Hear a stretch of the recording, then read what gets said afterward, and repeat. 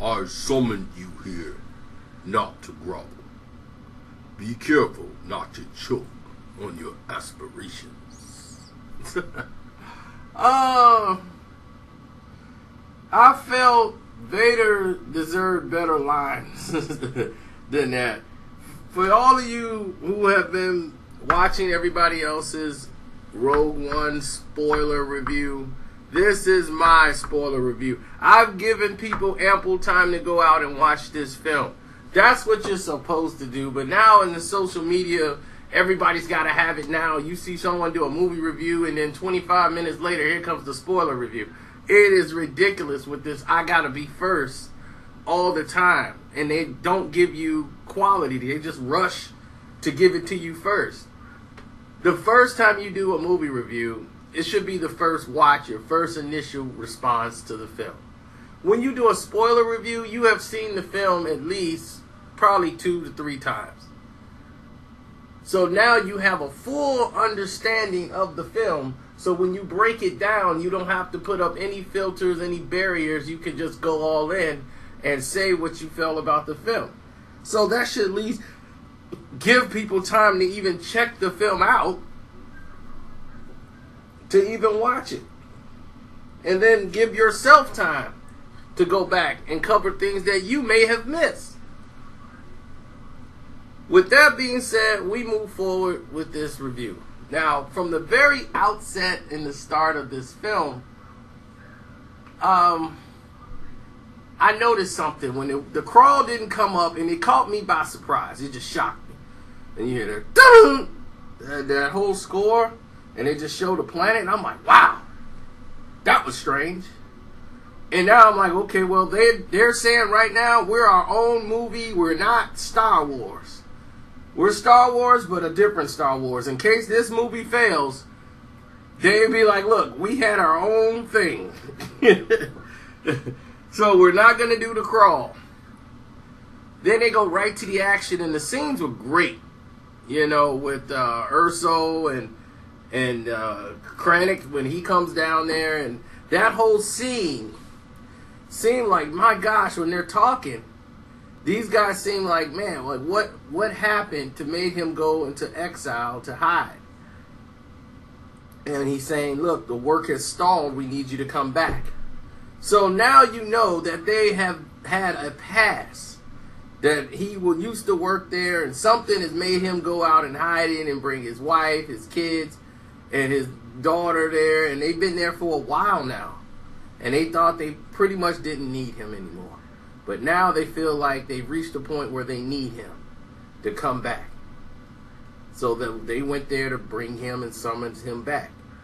Now, for some reason, there's a doll of a stormtrooper there. Like a little doll of a stormtrooper. And one of the troopers find this doll. Now, this doll of this stormtrooper lets us know that they must have had these dolls when they were on the whatever plantation they was back in the Empire. But if you're watching this film, you wouldn't know. There's a book called Catalyst that details everything that happened beforehand. See, now, not reading this book and watching this film, there's a lot of holes in here. You're like, wow. Like, well, what happened there? Why is this happening? And what is the situation? But by reading Catalyst, I fully understand a lot of these things. And the fact that Erso was deceived by Krennic when he thought they were building something that wasn't a death-killing machine, but something that was going to create an energy for the poor. So when he finds out what the really intentions were, he rebels and leaves and goes into exile. Now, with this situation here, in this film, I'm looking at it and I'm watching it play out, and they have the scene where her mom gets killed and little Jyn Erso goes and hides. Then Saw Gerrera finds her, and here comes the crawl. Boom! The little cheesy crawl. I'm like, the little Rogue One thing. Then it cuts away, and they go until she's an adult. So now you can see she's just this rough, rugged adult, rebellious, don't really like anything, and they rescue her because a pilot comes there, and again, it ties back into Catalyst as to why this pilot wants to all of a sudden, come here. It ties into the aspiration of her father, who gives him this idea, but of hope, and there's more to you than just what's happening here. Go out into the world, and when you go out in the world, go out and follow your heart, and to put him on the path, because he's the key. He's the guy that has to come there to give the message that he has this video, this encrypted video that gives the instructions on how to destroy the Death Star. See, what this movie did well was that it filled in the gaps from episode 4. That was the main plot of this. Because Star Wars fans always wanted to know, like, we enjoyed the first Star Wars, but we also thought, like, that's pretty stupid.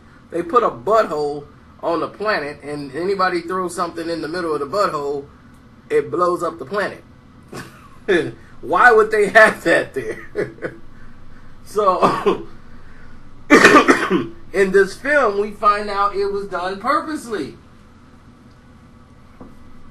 as a way to destroy it. He said, well, I built a technical flaw in there, that if it causes a chain reaction in there, it'll explode. And we always known the people who got the information out died trying to give them that information, those plans to the Empire. As we see, episode 4 is basically Darth Vader chasing the plans around, and the plans are going back and forth and all of these different things, and they don't have the plans. They need the plans. The plans is here. Get me those plans. I need those droids. So episode 4 had all these different gaps. It was so good to see what happened to some of these characters, and the ones that did survive end up going right back into battle, because episode 4 is like the next day, basically. These guys are right back in it. It was continuous. The problem I had was with some of the introduction of characters. It switches from like, hey, my name is such, and switches to another character. Then you really don't know anything about these characters. You just know their names, and like, okay, he used to fight in the Jedi battles. Was he always blind? Did he get blinded in the battles or the attacks before the purge of the Emperor? And you don't know. You see Rogue 5 get blown up. That's how Luke Skywalker ends up becoming Red 5 in this movie. You start seeing Red 1 or Red Leader and everyone else that was in there. The way they did the CGI for that was great. And then you see the Blue Squadron that we never saw in episode 4.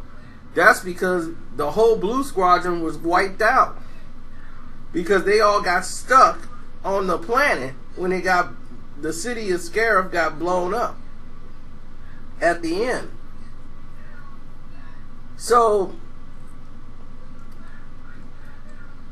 my thing was this. I kind of had some, man, I'm trying to figure out how in the world was a lot of this stuff happening on the planet Scarif. The action scene was great. I didn't like the cheap AT-AT. It looked like people wanted to see an AT-AT again, so they brought this AT-AT in, and then this AT-AT was so easy to be destroyed. And I'm like, did you know how long they had to fight this thing on Hoth? So maybe this was the prototype of what they was gonna make for an AT-AT, because this was destroyed so easily that I'm like, wow, that was quick. They just up and destroyed him. And I didn't like the way that went down. All of this I am the Force is with me, I am the Force is with me. I was like, okay, this is too Disney. And all of this, whoa, was that your foot? You know, I'm like, you know you're going to get some Disney lines in there. I could live with that, but my thing is, they said, okay, well, you got to go hit the switch for us to be able to send the transmission. He sends the switch, he walks past all this gunfire, because the Force, I guess, guided him there.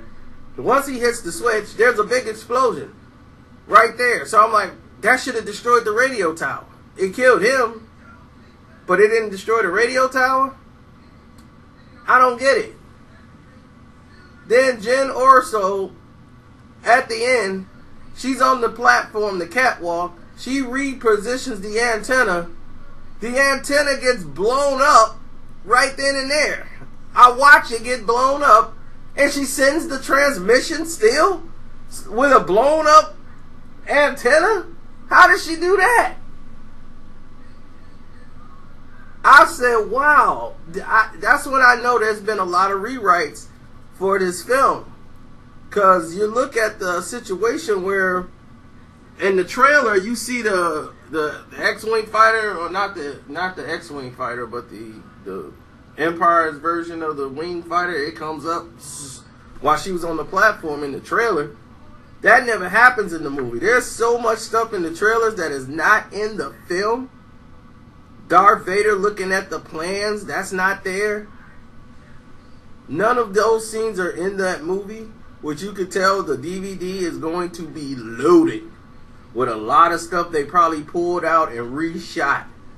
Like the hallway scene with Vader at the end to bridge episode 4 into the end of this film. The way they were running with the material, the way it was analog, and how the file was so big they couldn't download it.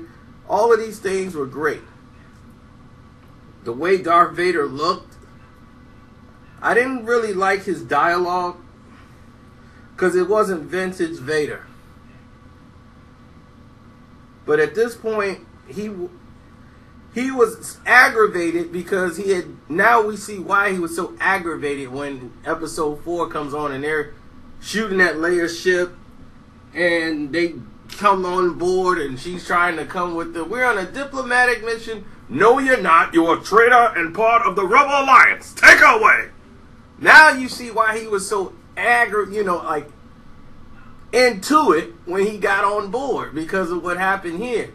He shows up late to the action. Everybody's retreating at this point. They already got the plans. Once he finds out that they had beamed the transmission to one of those transports, he boarded that ship immediately. And once he boarded the ship, that was it. You know, like, look, they got beamed up a transmission. Vader gets a squad, they go on board and just wreak havoc. And Vader has the lightsaber scene in the hallway where he's using the Force, he's slashing people around. It looked impressive. It looked like vintage Vader. Because in episode 4, you rarely see Vader use the lightsaber, or if he used the Force, he wasn't doing it the way he did it in Rogue One. You know, he would mostly grab them and lift them up with his bare hands, then use the Force to grab them and throw them. He was just powerful, or he would just raise his finger and just choke somebody. I find your lack of faith disturbing. You know, all of those lines that he had then were great.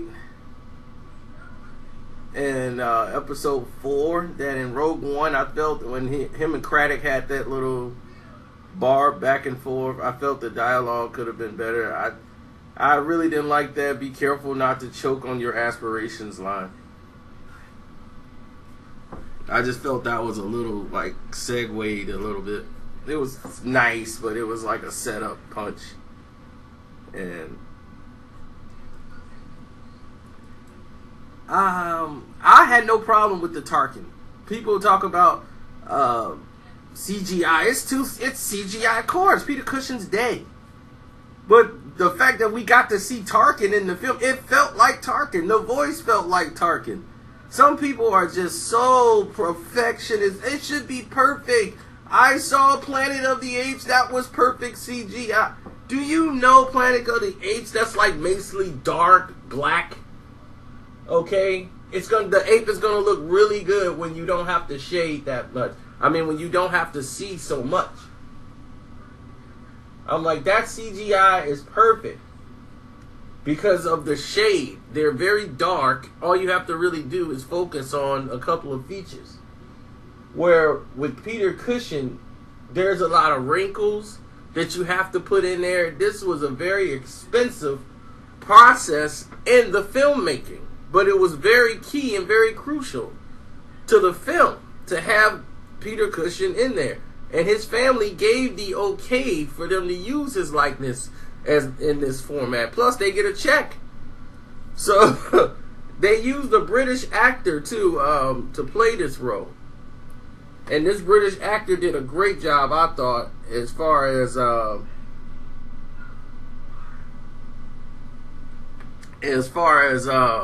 you know, putting everything on the platform and letting it be known throughout the rest of the world, like putting them on a big stage, and the guy sounds like Peter Cushing.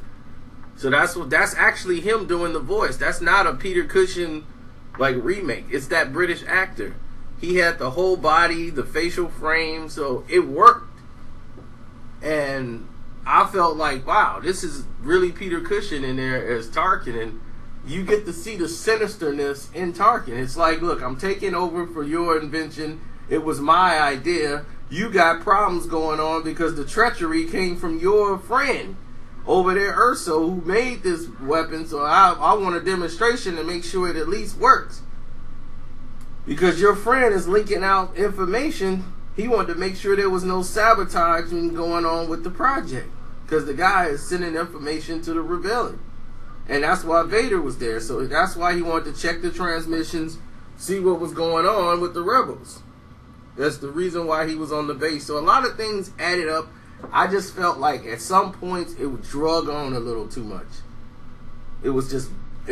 They had conversation there, but it was so boring that, you know, that's just what it was. It was just boring for a while. It's like when you got 10 to 20 minutes where there's like, okay, it's like a whole lot of dialogue, nothing really connecting. That's how you know the pacing is off in the film. Rogue One had that, but the ending makes up for it because it was so epic of a scene, that it just grabbed everybody, and you were so psyched up that you ran home and popped in episode 4 right away because you wanted to have that feeling continue. Like, man, it's continuing on through episode 4 and I get to follow it, you know, and that's what's so great about it. And then the fact is, with the success of this film now, they can make others. You can see a film in between episode 4 and Empire Strikes Back, which they've talked about doing. And they talked about doing a film in between Empire Strikes Back and Return of the Jedi. So there was a lot of things that happened in between with Luke Skywalker and his progression to how he became so strong with the Force without, you know, how he made his lightsaber, how he went and trained himself before actually going back to Dagobah to train with Yoda.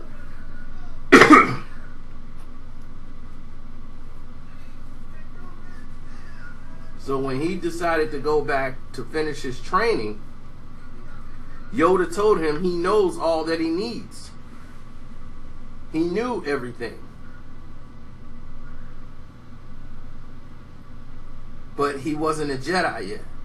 In order to be a Jedi, he was going to have to face his greatest challenge and overcome it to become a Jedi. And his greatest challenge was Vader.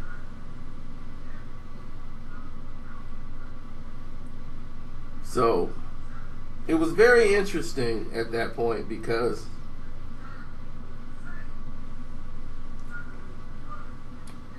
I think that at this point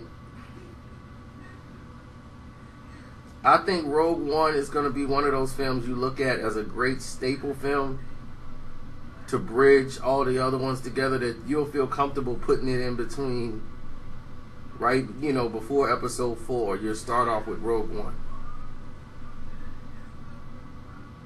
I think you will feel really comfortable with doing that.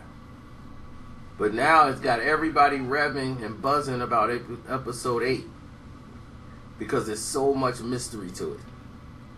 So I advise everyone go out and read Catalyst. And then it should fill in a lot of blanks you may have about this film. It was good to see the ghost ship from the Star Wars Rebels, the animated series. And Saul Guerrero, I think they just brought him in there just to say, okay, look, we put him in the film, I didn't like the little blob monster scene with the pilot. That could have been on the editing room floor. I mean, it was totally unnecessary. Did not need the tentacle monster thing that reads the mind. And that seemed like Disney trying to force a character into a film. Like, we need something merchandising. We need to have a little monster-like character, like the little blob thing. Yeah, kids will buy it. So I don't know how many of those toys they're gonna print up, but they need to just throw the whole thing out. Like, I have not seen Dex from Attack of the Clones. Hey, how deep your pocketbooks are. I don't need to see that toy. I don't. You got one of them cloner darts. This guy at the diner knows about all of this stuff. I mean, some of the mistakes that were made in these films. What can I say? But it's your boy Carcino. I'm out. Don't forget to subscribe and follow the playlist.